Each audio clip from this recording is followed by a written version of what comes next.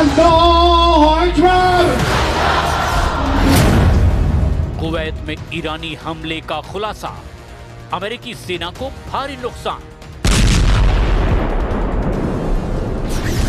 Iran युद्ध और तनाव को लेकर जो हालात इस वक्त चल रहे हैं, उन्हें देखकर लगता नहीं है कि ईरान अमेरिकी शर्तों और ताकत के सामने झुकने वाला है।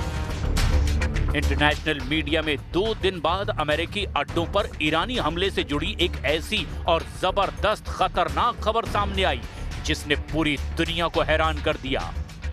अमेरिकी मीडिया ने दावा किया कि ईरान ने 27 और 28 मई को आधी रात में कुवैत में मौजूद अमेरिका के बहुत बड़े सैन्य अड्डे पर भीषण हवाई हमला किया है। अमेरिकी, अरब, इजरायली मीडिया में दावा किया गया कि ईरान ने अपने पश्चिमी इलाके के एक गुप्त मिसाइल अड्डे से फतह 110 बैलिस्टिक मिसाइल से हमला कर दिया। इस रिपोर्ट की फुल डिटेल हम आपको बताने वाले हैं और साथ ही हम आपको ये भी बताएंगे कि ईरान पर हमला करने और ना करने को लेकर के 2 घंटे तक ट्रंप ने जो मीटिंग की थी, उसकी डिटेल क्यों नहीं दी जा रही है। दावा तो यहां तक किया जा रहा है कि अब ईरानी जनता भी अमेरिका के खिलाफ तेहरान की सड़कों पर उतर चुकी है। कुल मिलाकर 90 दिन से चल रहा ईरान तनाव अब ऐसे दौर में पहुंच चुका है जहां अब हर हाल में ईरान पर अमेरिका को हमला करना ही पड़ेगा। हम आपको सबसे पहले दिखाते हैं कि ईरान ने कुवैत में अमेरिका के तमाम एयर डिफेंस को चकमा देते हुए अमेरिकी अड्डे पर हमला आखिर कैसे किया और इससे अमेरिका को कितना नुकसान हुआ। कुवैत में तबाह अमेरिकी अड्डा, फतह 110 से ईरान का हमला। काफी धमकियों और तैयारियों के बावजूद अमेरिका ईरान को ना तो झुका पा रहा है और ना ही शर्तें मानने के लिए मजबूर करवा पा रहा है। जो खबरें आ रही है उसके मुताबिक अब ट्रंप के सब्र का बांध टूट चुका है और ट्रंप ने 2 टूक कह दिया है कि वो ईरान पर हमला हर हाल में करेंगे। सिचुएशन रूम में कमांडरों के साथ मीटिंग और उसके तुरंत बाद हमले के जो दावे किए जा रहे हैं, वो स्थिति बेहद विस्फोटक हो चुकी है। इधर अमेरिकी मीडिया ब्लूमबर्ग ने ऐसी रिपोर्ट खुफिया सूत्रों के हवाले से छापी है जिसने पूरी दुनिया को सन्न करके रख दिया है। रिपोर्ट के दावों के मुताबिक कुवैत में ईरान ने अमेरिकी सैन्य बेस अली अल सलेम पर हमला कर दिया है। दावा किया जा रहा है कि ईरान ने अपनी घातक बैलिस्टिक मिसाइल से हमला किया जो काफी हद तक कामयाब रहा है। ब्लूमबर्ग की रिपोर्ट के दावों के मुताबिक कुवैत में तबाह अमेरिकी अड्डा, फतह 110 से ईरान का हमला।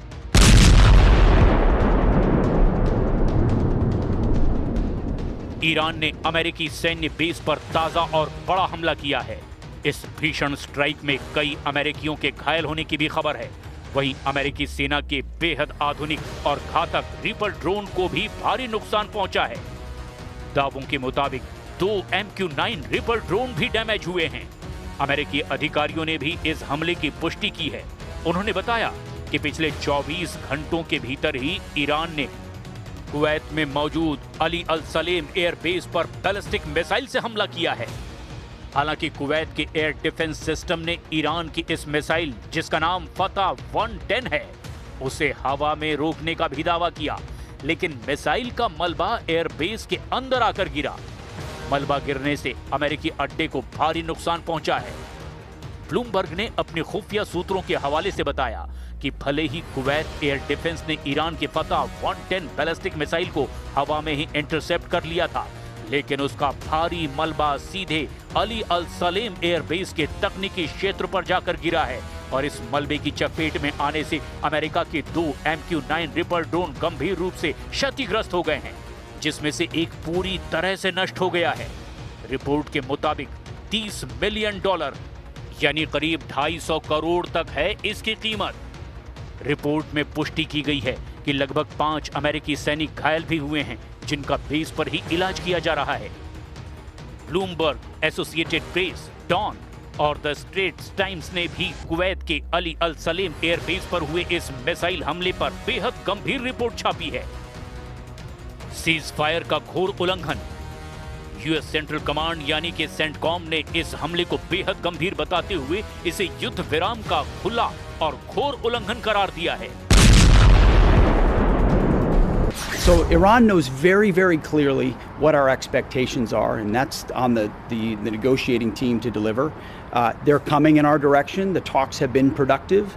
I think they know where it needs to go, and I'm quite confident with our president who makes nothing but great deals, that ultimately it'll be something he's proud to defend, that ensures that Iran, which everyone knows should not have a nuclear weapon, never does.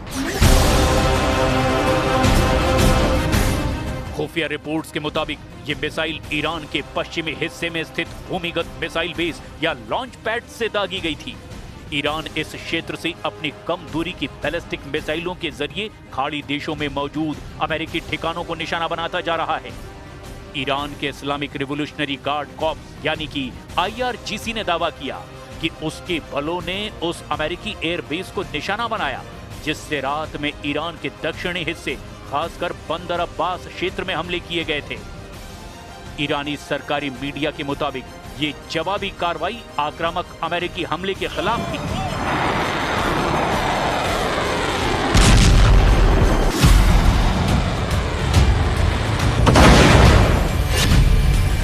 Tehran की सड़कों पर सैलाब, America की तबाही के नारे।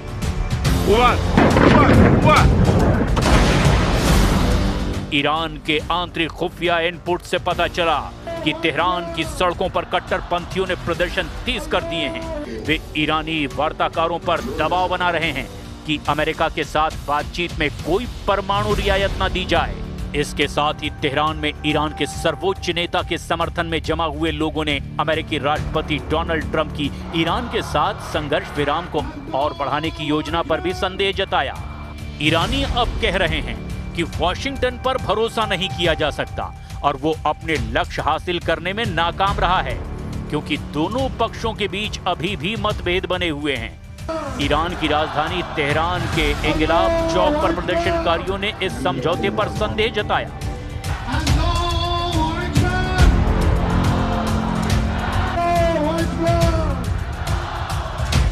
اگر این حرفی که میزنه درست باشه نشان دهنده اینه که محاصره‌اش شکست خورده و اون چیزی که تو ذهنش بوده به وقوع نپیوسته. از پس ما نتونست بر بیاد و برای اینکه بیش از این ضایع نشه میگه که ما محاصره رو پایان میدیم. حالا بعد ببینیم چقدر داره درست. اولا که این حرف من نیست، کل دنیا دارن میگن ایشون یه آدم دیوونه احمقیه. رو حرفش ثابت نیست و کاملا آدم دروغگو و پستی هست. هرچی هم میگه چرت و پرته. ما به حرف ایشون اعتنایی نمی‌کنیم، کار خودمون ادامه میدیم. भीषण युद्ध को तैयार ईरान, हॉर्मुज में 30 अड्डे एक्टिव। दूसरी ओर ईरान की सैन्य ताकत और क्षमता को लेकर अमेरिका की खुफिया एजेंसियों ने जो दावा किया है वो बहुत ज्यादा हैरान करने वाला है।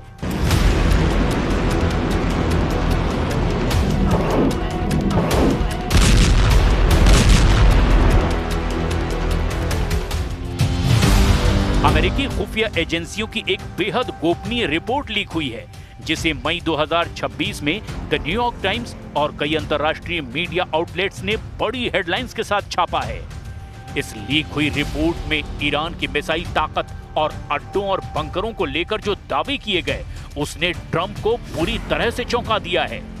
खुफिया रिपोर्ट्स के मुताबिक अमेरिकी खुफिया एजेंसियों का आकलन है कि ईरान के हॉर्मुज इलाके में कुल 33 मिसाइल ठिकानों में से 30 को फिर से चालू कर लिया गया है।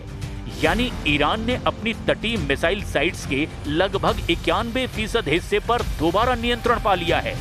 रिपोर्ट में कहा गया कि इन 33 में से 3 ठिकाने ऐसे हैं जो अमेरिकी इजरायली हमलों में पूरी तरह से तबाह हो चुके थे, जहां ईरान की पहुंच अभी नहीं हो पाई है। अमेरिकी अधिकारियों का मानना है कि वॉशिंगटन ने पहले ईरान को हुए नुकसान का जरूरत से ज्यादा अंदाजा लगा लिया था।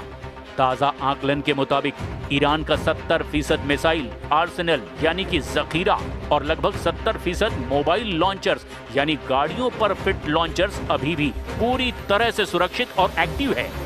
ईरान के पहाड़ों में सैकड़ों मीटर नीचे बने अंडरग्राउंड बेस, जिन्हें ईरान मिसाइल सिटी कहता है, वहां का 90% हिस्सा अमेरिकी बंकर बस्टर बमों के हमले के बावजूद पूरी तरह से बचा हुआ है।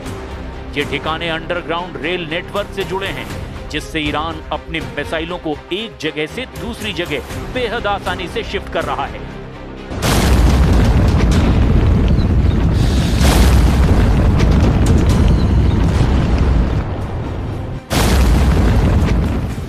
अब ऐसे हालात में देखना होगा क्या ट्रंप 60 दिन तक ईरान पर हमला करते हैं या नहीं, या फिर अगले 60 घंटे में अमेरिका कुछ बहुत बड़ा करता है।